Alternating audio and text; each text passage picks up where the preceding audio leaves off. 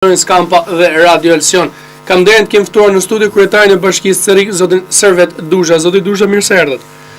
Faleminderit dhe mirë se u gjeta. Si është situata e krijuar pas rreshjeve të fundit, ditëve të fundit, zoti Dusha, në Bashkinë e CERIK-ut?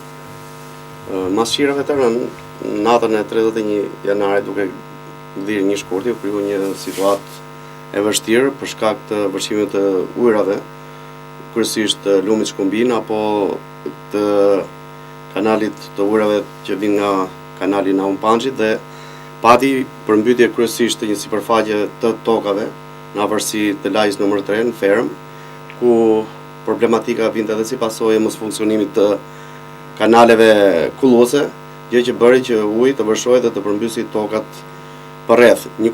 Por problemi më i madh ka qenë në lagjen nr. 3, në zonën e Shelkut që e themi ne, ku nga rritja e madhe e nivelit të ujrave të lumit Shkumbin, situata u bë problematike, u përmbyt një fidanishte që ndodhet pranë stacionit të pompave të ujësjellësit që furnizon qytetin CERIK-ut dhe fshatrat përreth, dhe njëkohësisht u kriju problematika e izolimit të stacionit, ku nuk mund të lëvizshin punonësit për shkak të rritjes së madhe të nivelit të Shkumbinit, një nivel i papar në shumë vite sipas bisedave që të bëra me banorët e kësaj lagje, por që realisht nuk riskonte përmbytjen e stacionit, përpos vetëm që nuk mund të bëhet lëvizja e punonjësve dhe ngeleshin të izoluar këta punonjës që punoshin në këtë stacion.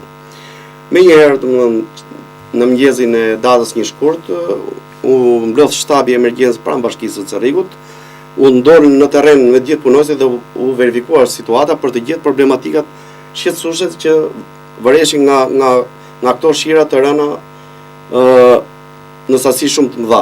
Dhe nga konstatimet e para që bëmë, problematika ishte kryesisht rritja e nivelit të lumit Shkumbin dhe në zonën e Shelkut, pra në lagjen nr. 3, uji kishte arritur afër pragut të shtëpive. Nga ky moment ne morëm masat për të bërë evakuimin e familjeve në rast se lumi do vazhdonte të rriste nivelin, përgatitëm pranë konviktit të shkollës mesme Mjal Çaini për ato familje që ne i gjykuam që mund të nxjishin një urdhër evakuimi, por duke patur situatën në monitorim dhe duke kontrolluar në vazhdimsi atë.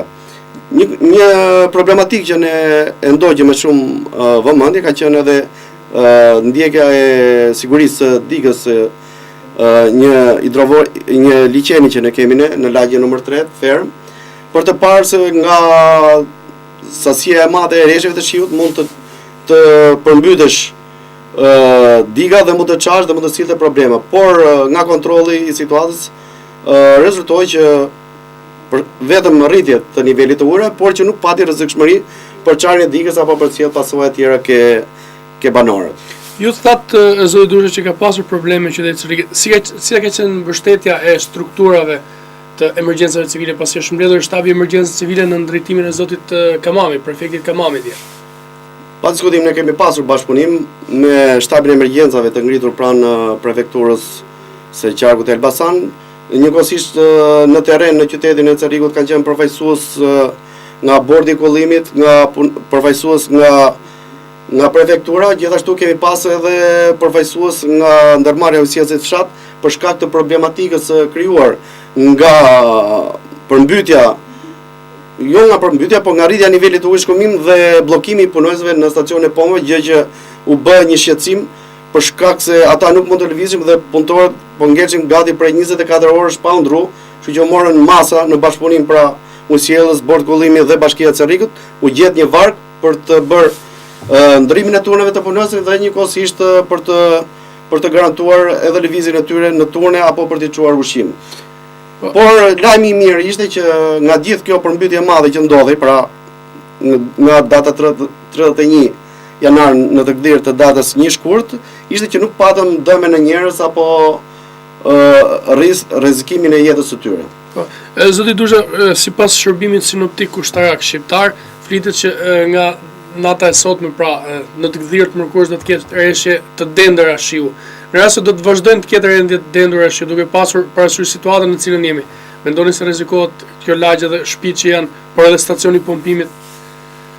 Unë mendoj që nga eksperienca që kam, në qenë se unë edhe vetë kam punuar më përpara në ndërmarrjen e udhëzimit, nuk mendoj se është i rrezikuar përmbytja e stacionit të udhëzimit, ai tashmë është i garantuar. Problemi aty ngelet bllokimi i punonjësve që punojnë në këtë stacion, pra masat që duhet ndërmarrja e udhëzimit fshat në bashkëpunim me ne që të garantojë qarkullimin e punonjësve apo furnizimin e tyre me ushqime. Pra kjo është maksimumi, por duhet të thënë që niveli i shirave apo rritja e nivelit lumit shkëmbim ka qenë si asnjëherë më parë, dhe kjo mendoj që ka ndodhur edhe për shkak jo vetëm të shirave të shumta që ranë në datë 31, por edhe nga shkrirja e një sasie të madhe të borë, sepse ne pam edhe mbas marrimit të shirave, gjatë ditës deri mas dite ka pasur një fryrje goxha të madhe të lumit shkëmbim që u bë, domethënë, shqetësim për banorët pasi uji arriti deri ke pragu i shtëpiave. Në datë 1 dhe në datë 2 ka pas një normalizim të thuhet situatës, një tërheqje të lumit shkëmbim dhe realisht sot që ne flasim nuk ka një problematik që mund të jetë shqetësim. Por ne jemi duke e monitoruar situatën dhe në bashkëpunim edhe me shtabin e emergjencës së prefekturës dhe edhe me shtabin e emergjencës të ngritur pranë bashkisë, po marrim masat paraprake për të paraprirë çdo zhvillimi apo përkeqësimi të keqes, jetë njerëzish. Patjetër. Zoti Dusha, do të bëhet identifikimi pas normalizimit të situatës gjithë atyre qytetarëve të cilët janë dëmtuar pronat, pra të mbjellat, siç është rasti Fitanishe që ju përmendet. Patjetër, kjo punë ndodh gjithmonë me përmirësimin e situatës, me normalizimin e situatës, pranë shtabit krijohen komisione për verifikimin e dëmeve në mënyrë që të dëmshpërblehen këta fermerë të cilët janë dëmtuar nga përmbytjet e ndodhura për shkak të rreshjeve të mëdha.